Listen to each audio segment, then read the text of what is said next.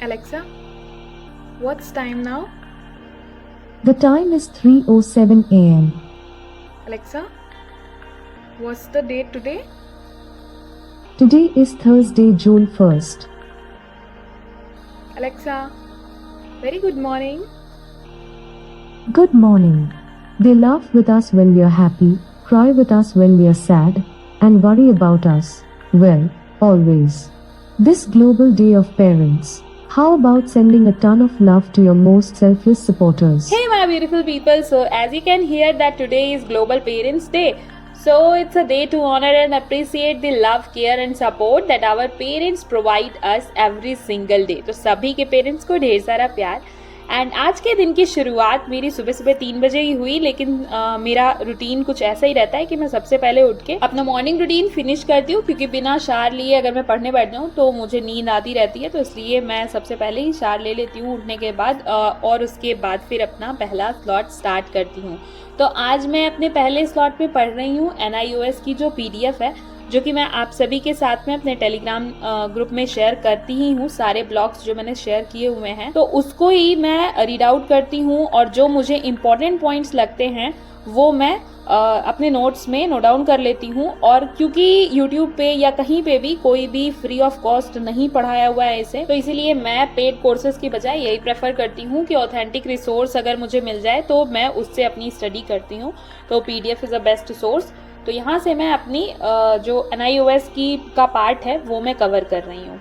अब बात कर लेते हैं. आज वैसे बहुत सारे आप लोगों के कमेंट्स हैं, तो मोस्ट ऑफ द टाइम मैं आपके रिप्लाई जो है वो कमेंट में ही दे देती हूँ, लेकिन कुछ क्वेश्चंस ऐसे होते हैं जो मुझे लगता है कि कॉमन क्वेश्चन हो सकता है और भी बहुत सारे लोगों के दिमाग में ऐसे क्वेश्चंस आ सकते हैं. तो आज मुझे कुछ क्वेश्चंस जो हैं वो मैं डिस्कस करने वाली हूँ. तो सबसे पहला जो कमेंट था वो मेरी एक सब्सक्राइबर है नेहा जी. उन्होंने पूछा था कि टू डू लिस्ट जो है वो कैसे बनाए, या फिर कैसे हम सब्जेक्ट की, वैसे तो मैंने लास्ट ब्लॉग में भी और प्रॉपर एक वीडियो भी बनाई थी स्ट्रैटेजी की, जिसमें पेपर 1 पेपर 2 कैसे कवर करना है, किन बुक से किन रिसोर्सेज से, तो प्रॉपर स्ट्रैटेजी मैं डिस्कस कर चुकी हूँ.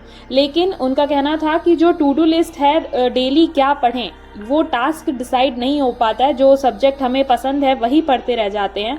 तो देखिए, आपकी टू डू लिस्ट ऐसी होनी चाहिए कि डेली की मैं बता रही हूँ कि आपका जो भी स्लॉट है, 2 स्लॉट 3 स्लॉट 4 स्लॉट जो भी है, तो उसमें आपका एक जो है वो आपका फेवरेट सब्जेक्ट होना चाहिए. वो तब जब आप जिस वक्त आपका पढ़ाई में मन नहीं लगता है, राइट, या फिर आपको पढ़ाई जैसे स्टार्टिंग करनी है और सुबह सुबह ही मन नहीं होता है पढ़ने का, तो उस टाइम पे आप अपना फेवरेट सब्जेक्ट रखिए. सेकंड सब्जेक्ट आपका वो होना चाहिए जो कि बिल्कुल एक्टिव टाइम में, जब भी आप एक्टिव होते हैं, मतलब सबसे ज़्यादा वहाँ पे उस टाइम आलस नहीं आता आपको, उस टाइम पे पढ़ना है. और वो सब्जेक्ट वो होना चाहिए, जैसे मैथ्स है, इसको रेगुलर प्रैक्टिस चाहिए. तो मैथ्स या फिर रीजनिंग को ऐसे ही टाइम पे रखना चाहिए.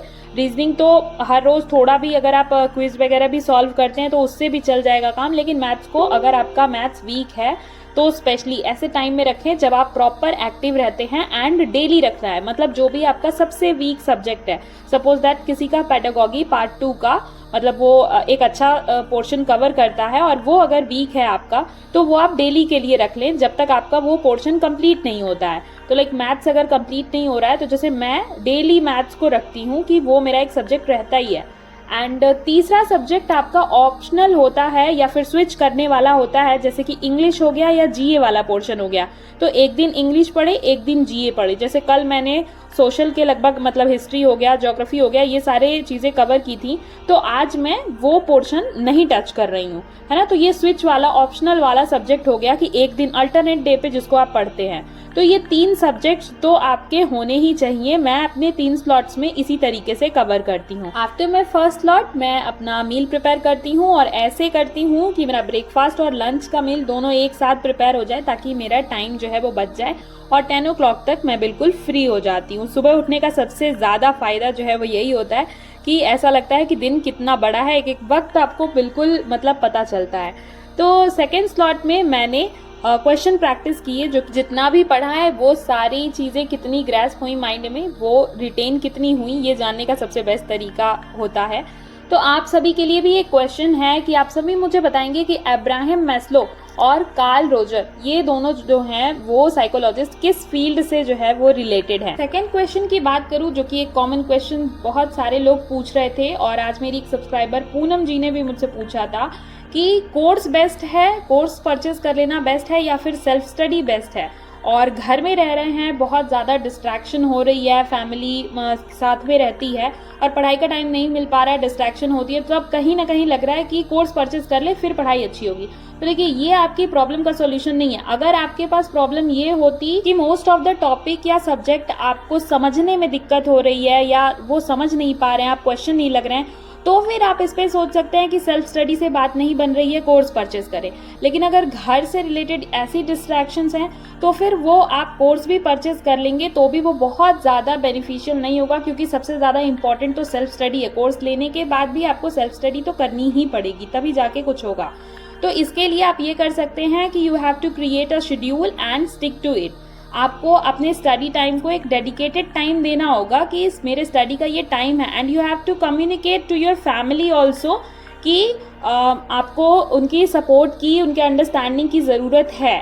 तो ये आप थोड़ा सा करें कि अपनी फैमिली से भी एक बार बात करें और उस चीज़ का एक प्रॉपर टाइम बनाएं। नेक्स्ट क्वेश्चन की अगर मैं बात करूं तो मेरी एक सब्सक्राइबर सरिता जी हैं, उन्होंने मुझसे पूछा था और भी बहुत सारे लोग थे जो ये नहीं समझ पा रहे थे और बार बार ये क्वेश्चन आ रहा था कि जो टेक्स्ट बुक पे PYQs लगाने हैं या फिर क्वेश्चन दिया हुआ है वो अलग अलग चैप्टर्स का नहीं दिया है या अलग अलग सब्जेक्टिव नहीं दिया है, किसी पर्टिकुलर सब्जेक्ट का करना है तो कैसे करें। तो वो अभी आप स्क्रीन पे देख पा रहे होंगे, मैं दिखा रही हूँ। मैंने टेक्स्ट बुक खोल रखा है और उस पर सिंपली मैंने DSSB PRT सर्च किया है, तो वो अलग से एक सेक्शन है। तो ये जब हम ओपन करते हैं DSSB PRT वाला सेक्शन, तो यहाँ पे जो कंटेंट दिया हुआ है उस कंटेंट में प्रॉपरली मॉक वाला जो है वो अलग से दिया हुआ है और प्रीवियस ईयर पेपर तो दिए हुए हैं, साथ में फुल 10 मॉक दिए हुए हैं और उसके अलावा जो सब्जेक्टिव है अलग अलग, इंग्लिश के कुछ मॉक दिए हुए हैं, हिंदी के कुछ मॉक दिए हुए हैं। तो ये आप सेक्शन वाइज कर सकते हैं। ऐसा ज़रूरी नहीं है कि आप प्रीवियस ईयर में जा करके और वो वाला सेक्शन ही हिंदी अगर आपको करना है तो प्रीवियस ईयर खोल करके और वो ही करें।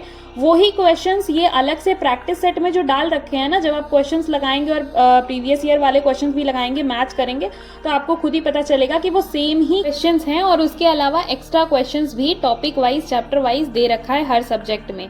तो आप 10 PYQs दिए हुए हैं और आपके मॉक टेस्ट भी 10 दिए हुए हैं। इसके अलावा जैसे इंग्लिश की प्रैक्टिस करनी है तो ऐसा नहीं है कि सिर्फ DSSB के PRT के जैसे 10 ही दे रखे हैं, ये खत्म हो गए अगर मॉक, तो हम SSC CGL का डाल करके, क्योंकि लेवल ऑलमोस्ट सिमिलर है सारे सब्जेक्ट्स में नहीं, बट जैसे इंग्लिश हो गया, रीजनिंग हो गया, इसके क्वेश्चंस आप प्रैक्टिस कर सकते हैं।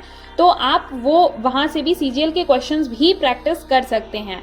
और अगर फिर भी लगता है कि टेक्स्ट बुक का बिल्कुल भी, वैसे तो text book is a best source मतलब प्रैक्टिस के लिए, अदरवाइज आपको बुक से अगर समझ में आता है तो चैप्टर वाइज, अगर प्रतीक सर की एक ब्लू बुक सीरीज करके आई हुई है जिसमें कि chapter wise previous year questions दिए हुए हैं, तो वो भी आप कर सकते हैं बहुत जल्दी। वो बुक भी मैंने ऑर्डर की है, तो उन बुक्स का भी मैं रिव्यू करने वाली हूँ। हर सब्जेक्ट का अलग अलग जो है बुक है और पेडागॉजी का पार्ट B के लिए तो मैंने उस बुक को मंगा करके उसकी रिव्यू भी की है अच्छे से।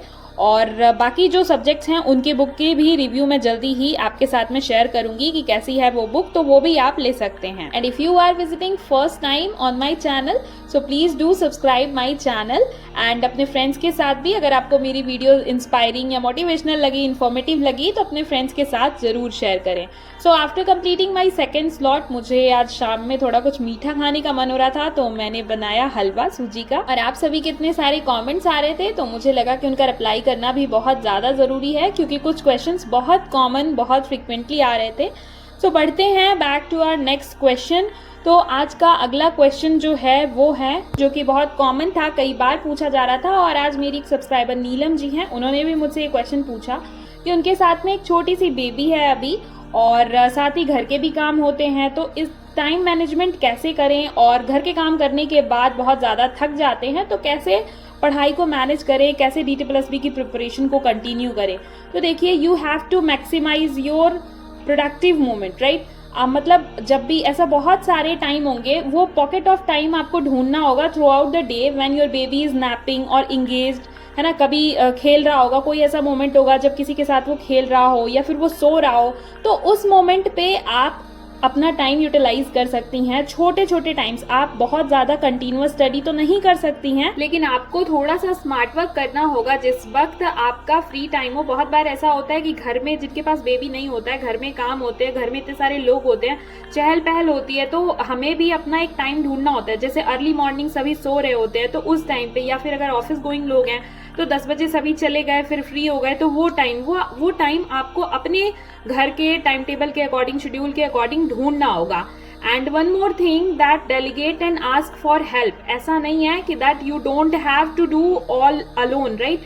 मतलब सारे काम आपको खुद को नहीं करने हैं, आप अपने घर वालों को, जो भी, अगर आप मैरिड है तो आप अपने पार्टनर को या फिर आपके फैमिली मेंबर को, आपके फ्रेंड्स को असिस्ट करने के लिए बोलिए वो काम जो कि वो भी कर सकते हैं। ऐसा नहीं कि सिर्फ आप ही उस काम को अकेले कर रही हैं। एंड इस बात को याद रखिए that it's not a sign of weakness to ask for help, है ना? ये आपकी स्ट्रेंथ और डिटर्मिनेशन को बताता है। उन्हें भी लगना चाहिए कि आप अपनी स्टडीज को लेके, अपने काम को लेके कितना सीरियस है, तो डेफिनेटली जिस वक्त उन्हें ये फील होगा तो वो आपको सपोर्ट जरूर करेंगे। सो आई होप आज का ब्लॉग आप सभी को अच्छा लगा होगा, और अगर कोई क्वेश्चन रह गया हो तो कमेंट में जरूर बताएं। Thank you so much for watching guys. मिलते हैं नेक्स्ट ब्लॉग में।